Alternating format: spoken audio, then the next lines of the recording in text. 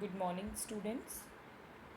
Today we are going to study about inheritance. Basically, inheritance is one of the major concept of OOPS. There are many concepts of OOPS like encapsulation, abstraction, and inheritance is one of the most important concept of OOPS. So first we should know what is inheritance.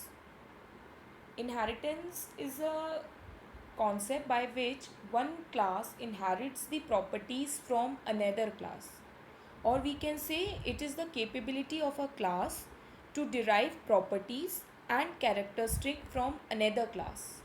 तो inheritance में एक class दूसरी class से उसकी properties को inherit करती है. So since यहाँ पर एक क्लास दूसरी क्लास से अपनी प्रॉपर्टीज़ को इनहेरिट कर रही है, hence inheritance has two different types of classes, or it requires two different types of classes. The first is the base class. So as the name suggests, a class which gives the property to another class is known as base class, or we can say base class is also known as parent class because it is giving its property to another class, and base class is also known as superclass. Why superclass? Because base class is the class which is giving its properties to another class, so it is also known as superclass. The other class which is required in inheritance is the derived class. So as the name suggests, derived means we have derived this particular class from some other thing. So a class which takes the property from another class is known as derived class. Since it is taking properties from some another class, so it is also known as child class. So a derived class is also known as child class, or we can say subclass. Base class is also known as parent class and superclass, whereas derived class is also known as child class or subclass. So these are the two classes which are required in inheritance. In this given figure, from this given figure, you can clearly see that class A is giving its properties to class B. Class A अपनी properties class B को दे रहा है, तो class A मेरा क्या हो गया? Base class, and class B is derived class. Now inheritance basically depends on two things. There are two things on which inheritance is totally dependent. First is the access specifier. So what is access specifier? Access specifiers are the specifiers which specify what types of members are accessible and where. यानी कि ये ऐसे rules होते हैं जो हमें बताते हैं कि हमारे कौन से member कहाँ पर accessible होंगे. And the other thing on which inheritance depend is the visibility mode. So basically visibility mode are some predefined rules which tells the compiler that which members of specifiers of base class can be inherit into specifiers of derived class. यानी कि visibility modes कुछ ऐसे pre defined rules हैं जो compiler को बताते हैं कि हमारे बेस क्लास के कौन से स्पेसिफायर्स के मेंबर्स को हम डिराइव क्लास के किस स्पेसिफायर में एक्सेस कर सकते हैं या इनहेरिट कर सकते हैं. Now first we talk about the access specifier. जैसा कि मैंने पहले आपको बताया that access specifiers specify what types of members are accessible and where. कौन कौन से मेंबर एक्सेसिबल हैं और कहाँ पे हैं. So there are 3 types of inheritance or access specifier which are used in inheritance: private, public and protected. So first we talk about private. As the name suggests, private means which is private to someone. So we can say the members which are declared in private specifier are not accessible outside the class scope. That means private के अंदर हमने जो भी data members या जो भी member function हमने declare करे हैं वो हमारे उस पर्टिकुलर क्लास के अंदर ही यूज़ होंगे, हम उसे क्लास के बाहर यूज़ नहीं कर सकते. So private members are accessible only inside the class scope and they are not accessible outside the class scope. Class के बाहर हम प्राइवेट को यूज़ नहीं कर सकते हैं. प्राइवेट के अंदर हमने जो भी डेटा मेंबर या मेंबर फंक्शन डिक्लेयर की हैं उनको हम सिर्फ क्लास के अंदर यूज़ कर पाएंगे. The next specifier is public specifier. So public means which is publicly open to all. So the members that are declared in public specifiers are accessible inside as well as outside the class scope. यानी कि public specifier के अंदर हमने जो भी data members और members functions declare करे हैं वो मेरे क्लास के अंदर भी यूज़ हो सकते हैं और क्लास के बाहर भी यूज़ हो सकते हैं. प्राइवेट में हम सिर्फ क्लास के अंदर यूज़ कर पा रहे थे, बट पब्लिक में हम क्लास के अंदर और बाहर दोनों जगह हम यूज़ कर सकते हैं. The next specifier is protected specifier. So protected specifier is just same like private specifier. जैसे प्राइवेट स्पेसिफायर में हम डेटा को हाइड कर रहे थे, यानी कि प्राइवेट स्पेसिफायर के अंदर डेटा हमारा सिर्फ क्लास के अंदर एक्सेसिबल था, हम उसे क्लास के बाहर यूज़ नहीं कर पा रहे थे, तो मेरा डेटा हाइड हो रहा था. सिमिलरली प्रोटेक्टेड में भी है. प्रोटेक्टेड भी हमारा प्राइवेट स्पेसिफायर की तरह ही वर्क करता है और ये भी डेटा हाइडिंग के कॉन्सेप्ट को फॉलो करता है. नाउ द क्वेश्चन अराइजेज कि प्राइवेट भी डेटा हाइडिंग कर रहा है, प्रोटेक्टेड भी डेटा हाइडिंग कर रहा है, then what is the difference between both of them. जब दोनों क्लास के बाहर हमारे डेटा मेंबर्स को एक्सेसिबल नहीं होने दे रहे हैं तो इन दोनों में डिफरेंस क्या है. तो जो डिफरेंस है प्राइवेट और प्रोटेक्टेड में वो ये है कि प्राइवेट मेंबर्स को हम इनहेरिट नहीं कर सकते.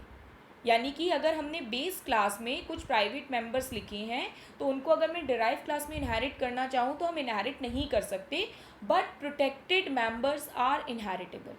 यानी कि प्रोटेक्टेड मेंबर्स को हम उस क्लास के स्कोप के बाहर तो यूज़ नहीं कर पाएंगे, लेकिन उसको अगर हमें दूसरी क्लास में इनहेरिट करना है then we can easily do that. So the difference between private and protected is that private members are not inheritable but protected members are inheritable. And the similarity between private and protected is that both are not accessible outside the class scope. दोनों class scope के बाहर accessible नहीं होते हैं. Now we will talk about visibility mode.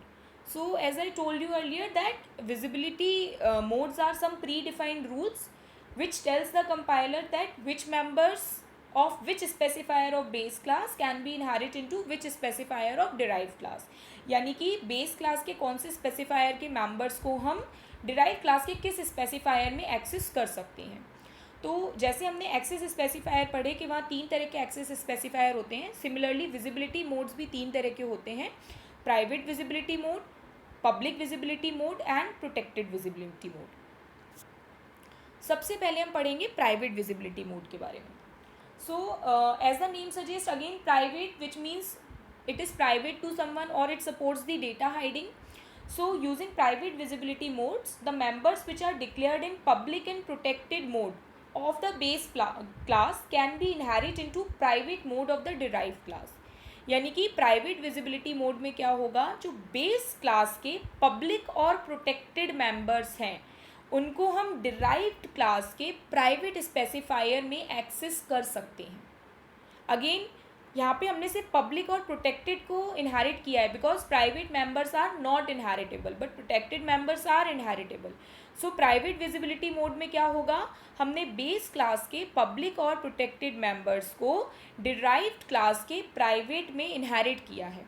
Now ये जो example है इससे आप इजीली देख पाएंगे, ये जो पहला क्लास है that is base class, the other one is the derived class. पहली क्लास के अंदर हमने प्राइवेट में एक वेरिएबल डिक्लेयर किया है ए, पब्लिक में बी और प्रोटेक्टेड में C. And since we are using private visibility mode, तो प्राइवेट विजिबिलिटी मोड क्या कहता है कि बेस क्लास के पब्लिक और प्रोटेक्टेड मेंबर को हम डिराइव क्लास के प्राइवेट में एक्सेस करेंगे. तो बेस क्लास का जो पब्लिक में मेंबर है इंट बी और प्रोटेक्टेड में है इंट सी, इसको हमने डिराइव क्लास के प्राइवेट मोड में इनहेरिट कर लिया है. पहले हमारे डिराइव क्लास के प्राइवेट मोड में सिर्फ एक वेरिएबल था इंट डी, लेकिन सिंस हमने प्राइवेट विजिबिलिटी मोड यूज़ किया तो मेरे बेस क्लास का पब्लिक मेंबर और प्रोटेक्टेड क्लास का प्रोटेक्टेड मेंबर, ये दोनों मेरे डिराइव क्लास के प्राइवेट विजिबिलिटी मोड में हमने उनको इनहेरिट कर लिया है. यानी कि यहाँ पर अब डिराइव क्लास में प्राइवेट में हमारे पास 3 वेरिएबल हो गए हैं, डी, बी और सी, जिसमें डी इस क्लास का खुद का वेरिएबल था, बी और सी बेस क्लास के वेरिएबल्स हैं जिनको हमने इनहेरिट किया है. Next is the protected visibility mode. So protected visibility mode, by using this protected visibility modes, the members which are declared in public and protected mode of the base class can be inherit into protected mode of the derived. यानी कि protected visibility mode से हमारे base class के public और protected जो members हैं उनको हम डिराइव क्लास के प्रोटेक्टेड स्पेसिफायर में एक्सेस कर सकते हैं या इनहेरिट कर सकते हैं. तो यहाँ पे अगेन हम सेम एग्जांपल देखते हैं. इसमें बेस क्लास में प्राइवेट में हमारे पास अगेन इंट ए है, पब्लिक में इंट बी, प्रोटेक्टेड में इंट सी है.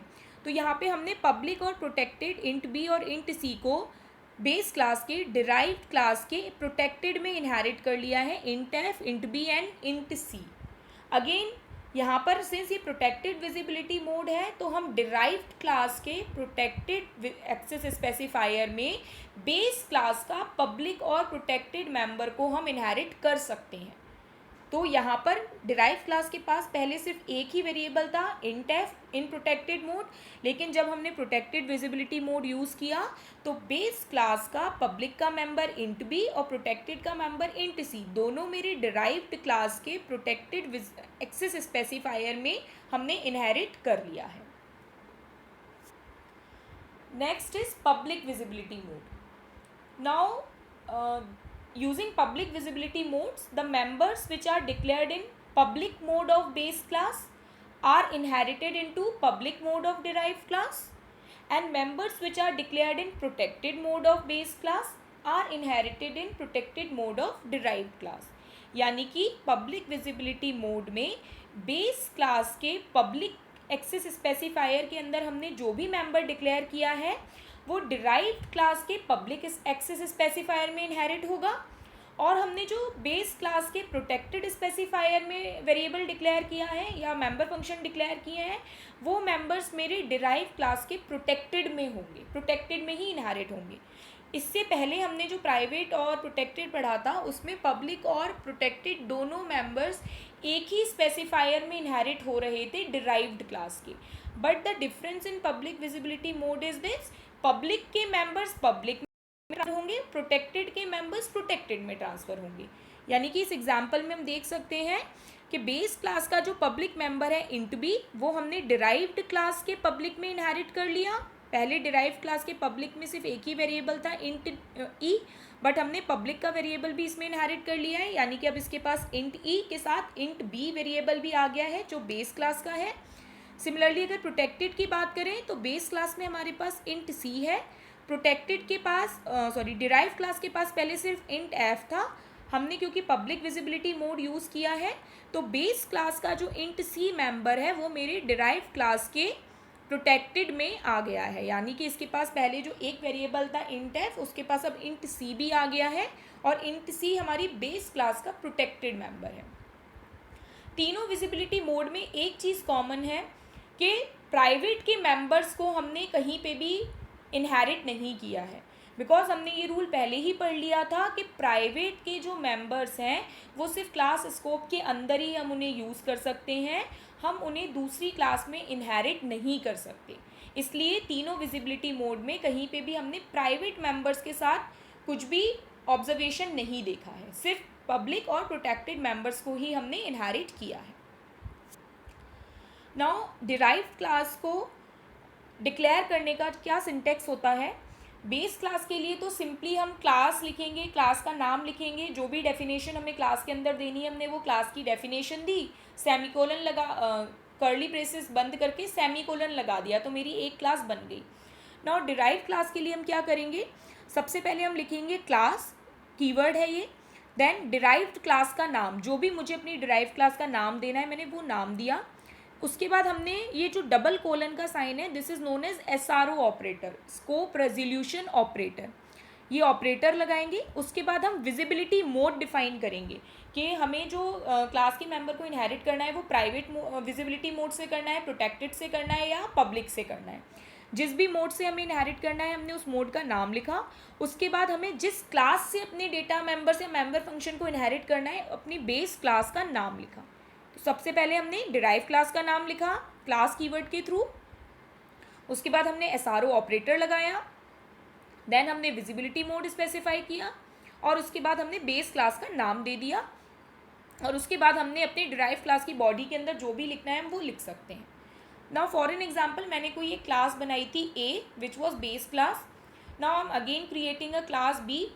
B class is the derive class which is inheriting properties from the A class.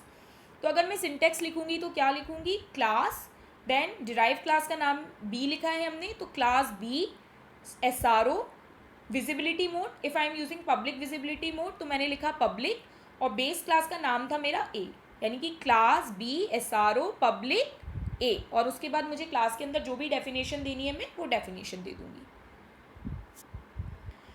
Now we come to types of inheritance. So C++ supports 5 types of inheritance. 5 तरीके के inheritance होते हैं C++ में.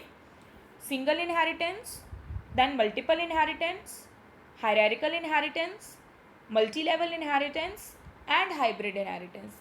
These are the 5 kinds of inheritance which are supported by the C++.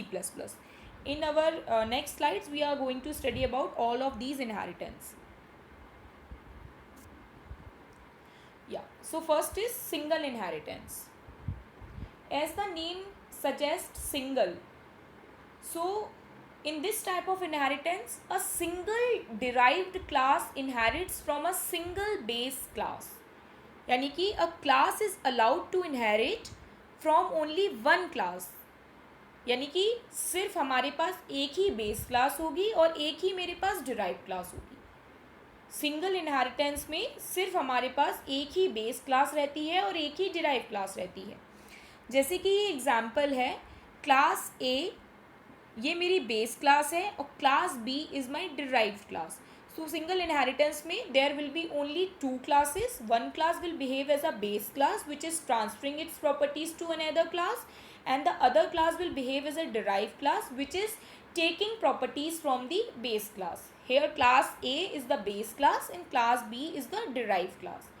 Why class A is base class? Because it is transferring its properties to another class. And derived class, why class B is derived class? Because it is taking properties from class A. ये class A से properties ले रही है, इसलिए class B मेरी derived class है. class A अपनी properties दे रही है, इसलिए class A मेरी base class है. Next inheritance is multiple inheritance. So as the name suggests, multiple. In this type of inheritance we can say there are multiple base class but only a single derived class. That means in this type of inheritance, a single derived class is inherited from more than one base class or multiple base class. Multiple inheritance में हमारे पास base class तो एक से ज़्यादा होंगी, एक से ज़्यादा में 2 भी हो सकता है, 3 और n numbers of classes हो सकती हैं, but derived class हमारे पास सिर्फ एक ही होगी. There can be a single derived class. So as the example, class B and class C both are base class. Class B is base class 1, class C is base class 2, and class A is the single derived class which is taking properties from both the class B and class C. Class A मेरी एक ऐसी derive class है जो class B की properties को भी ले रही है और साथ में क्लास C की प्रॉपर्टीज़ को भी ले रही है. अगर इसको हम रियल वर्ल्ड से रिलेट करें then we can easily compare it with our parents. For there are like parents का अगर कोई एक किड है, so kid will be taking properties from both of his parents. Like he will be getting some properties from his father, some properties from his mother also. So and there is a single child, then this can be a multiple inheritance because a single child we can say is a derived class and it is taking properties from both his father and mother. So father and mother are the base classes which are transferring properties to the derived class. Next is multi-level inheritance. So as the name suggests, multi-level, in this type of inheritance a single derived class inherits from single base class and then that particular derived class acts as a base class to derive another class, and this level can be so on. We can go up to multiple levels like this. So in this type of inheritance a derived class is created from another derived class. पहले हमने single inheritance पढ़ा था, वहाँ पे मेरी single base class थी, single derive class थी.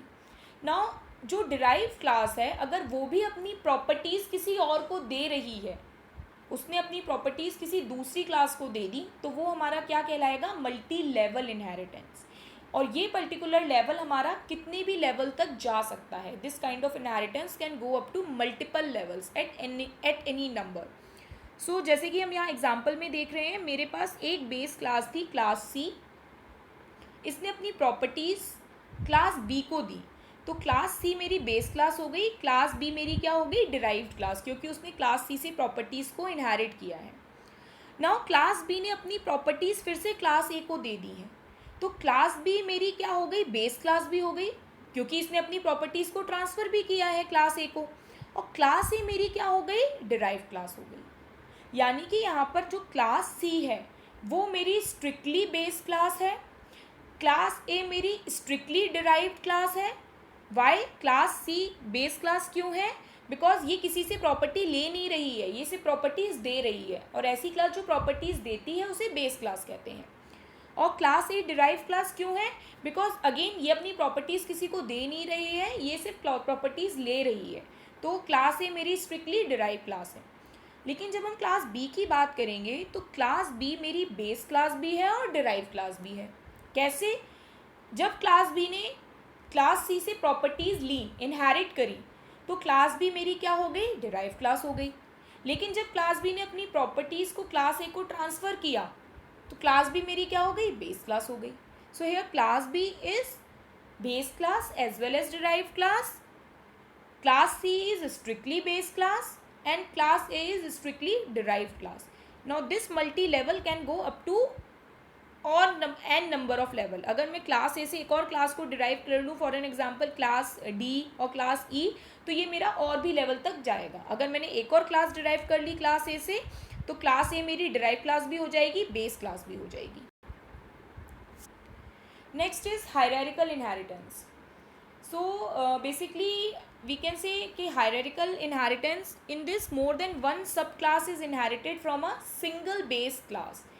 Base class मेरे पास सिर्फ एक ही होगी, लेकिन उससे हम मल्टीपल क्लासेस को डिराइव्ड कर सकते हैं। मतलब हम बोल सकते हैं that it is a reverse version of multiple inheritance. Multiple inheritance में हमारी मल्टीपल बेस क्लास हो रही थी, सिंगल डिराइव क्लास हो रही थी। यहाँ पर हमारी सिंगल बेस क्लास है, मल्टीपल डिराइव क्लास है। So in this type of inheritance, more than one derived class inherits from a single base class. Now from this example we can see that class G is a base class. उस class G से हमने दो class derive करी है, class B और class E। तो class B और class E मेरी क्या हो गई, डिराइव क्लास हो गई, क्लास G मेरी क्या हो गई, बेस क्लास हो गई। नाउ क्लास B से अगेन हमने दो क्लास डिराइव कर ली हैं, class A and class C। तो क्लास ए और क्लास सी अगेन मेरी डिराइव क्लास हो गई, क्लास बी मेरी बेस क्लास हो गई। यानी कि बेस क्लास सिर्फ एक ही होगी, उस बेस क्लास से हम मल्टीपल डिराइव क्लास इनहेरिट कर सकते हैं। Multiple means more than two, दो या दो से ज़्यादा अगर मैंने क्लासेस इनहेरिट कर ली हैं तो वो मेरी मल्टीपल डिराइव क्लास हो गई। तो hierarchical inheritance is just opposite of multiple. Base class एक ही होगी, लेकिन हमारी derive class more than one हो सकती हैं।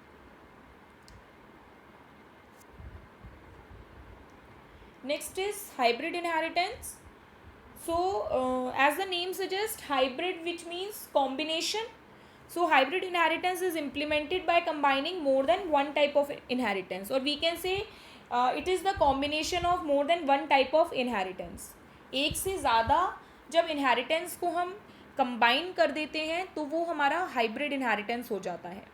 जैसे कि इस एग्जाम्पल में आप देख सकते हैं कि इनिशियली मेरी जो क्लास एफ है उससे हमने दो क्लास डिराइव करी, class B and class E.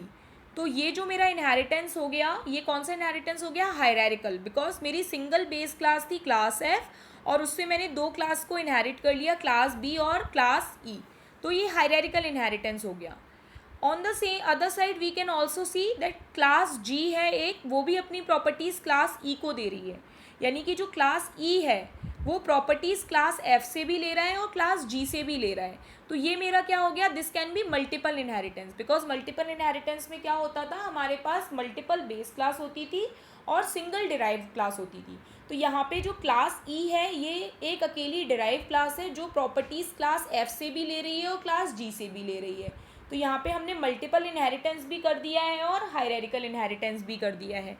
So hybrid inheritance is combination of any of the two inheritance, जिसके थ्रू हम हाइब्रिड इनहेरिटेंस को गैदर करते हैं. या हाइब्रिड इनहेरिटेंस हमारा कॉम्बिनेशन है जिस उसमें हम चाहें तो मल्टीपल हायरार्किकल का कॉम्बिनेशन कर लें, या किसी भी दो इनहेरिटेंस का अगर हमने कॉम्बिनेशन कर लिया than it will be hybrid inheritance. Thank you.